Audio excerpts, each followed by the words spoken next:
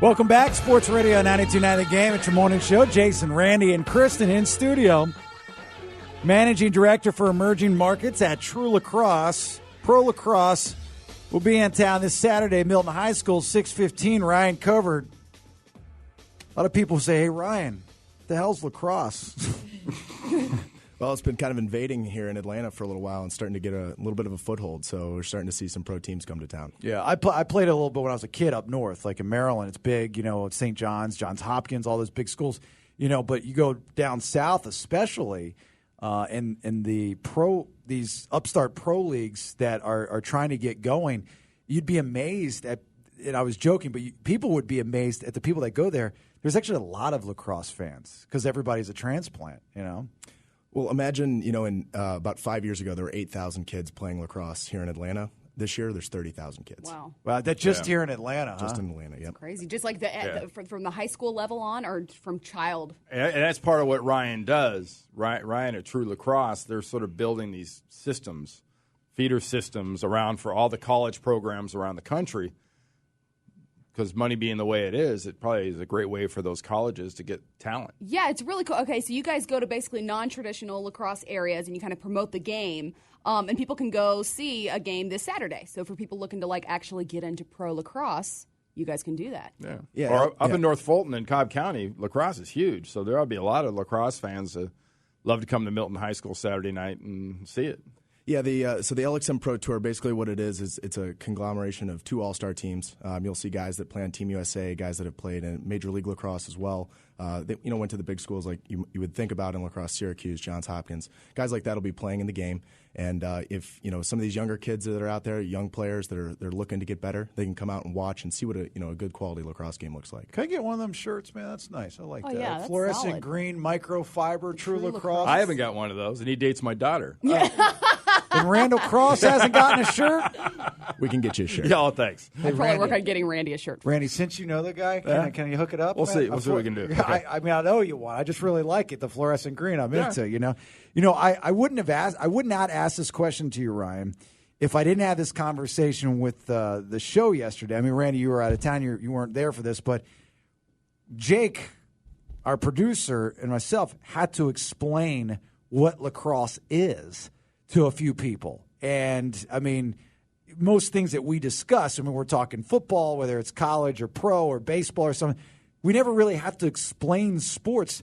Randy, do you think that we have to actually have Ryan explain what lacrosse is, or does that sound ridiculous? Not anymore.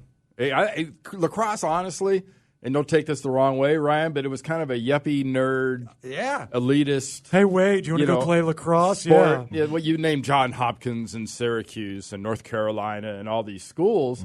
And Wesleyan has got a great lacrosse program where Bill Belichick went to school and whatnot. But now it's the way it's spread. People really know. I know especially like when my daughter, when Crystal, who's sitting right here with us, when her brother Brendan was in high school, when her brother Brendan was in high school, that's when it just started hitting, like in 06, 07, 08. And now it's exploded. Yeah, I mean, traditionally, you think of like Westminster or Lovett as having a good quality program, but what happened is the GHSA sanctioned lacrosse here in Atlanta and throughout Georgia as a sponsored sport for the state. And when that happened, all the public schools started picking up teams. We said, well, why can't we have a team? There's kids playing at the school. We deserve to have a shot. And the thing that's really it helps it grow is that all these facilities that you have for all these great football teams, well, lacrosse is in the spring. They use the exact same kind of field. And so the facilities are already there. Once you start developing the interest from the players and the parents, you got yourself a team. Saturday seems like a good time to build that interest because you guys, it's kind of like a festival type thing. And there's going to be some notable guys doing autographs and stuff like that. Tell us about that on Saturday. Yeah, so there's an autograph signing, before the game starts. Even if a player is interested in meeting some of the guys before the game starts, all throughout Saturday we have clinics going on. Cool. Where they're doing demonstrations about shooting and playing defense and things like that. And so you can actually get access to these high level guys. And if you think about if you could go to the Falcons game and get to learn, from Julio Jones how to play wide receiver, that's the kind of thing that we're trying to create a fan experience that is going to be really unique for these kids. Ryan Covert in studio, this managing director for emerging markets at True Lacrosse. Pro lacrosse game this Saturday, Milton High School, 6:15. Tickets only $20. We're going to send them to lxmpro.com. That the website, they can probably buy it day of, correct? Yeah, tickets are still available. Yeah, people are sheep. One person, most people are, right? Maybe lemmings. Lemmings, sheep, whatever you want. But most time, people are sheep. And when there's something new, people jump on that bandwagon. We've seen it with soccer here in this country. It's become extremely popular, and it's not because people understand it or even dig it. It's just because it's new. With all the bad media that's come out, especially with the youth movement of football and the injuries in the NFL, parents are looking for substitutes for a lot of these sports. Lacrosse, as physical as a sport as it is, it's nowhere near like football.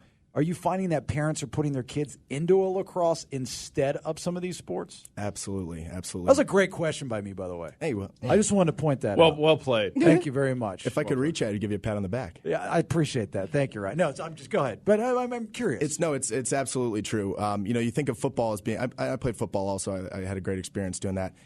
Football's a collision sport. You're lined up and you go at each other. When there's contact in lacrosse, you're generally running in the same direction, and so you get a lot less concussions. You get a lot less of that type of thing. And actually, women's soccer is more dangerous than lacrosse in terms of. And that's off the There's field. got to be women. I don't really understand. And well, just to give a little wanted to get a connection, giggle. lacrosse They're basically fighting over their plaid shirts. That's why. lacrosse was started, or it came from a game played by American Indians. Lacrosse did. So it's been a naturalized North American game. Yeah, you would think. The greatest lacrosse player ever, recognized college-wise, probably Jim Brown, the Hall of Fame running back for the Cleveland Browns. At Syracuse was supposedly this unstoppable force in lacrosse. Yeah, he actually is one of the owners of the New York Lizards, which is one of the Major League Lacrosse teams. Really? And, they actually made a rule about him that they had to change the game because basically normally the ball can get dislodged out of your stick. He would put his thumb over the ball, hold it into his stick, and just run down the field. And Like a running back. And nobody could stop him. Nobody could stop him. That's So- called cheating when I played lacrosse.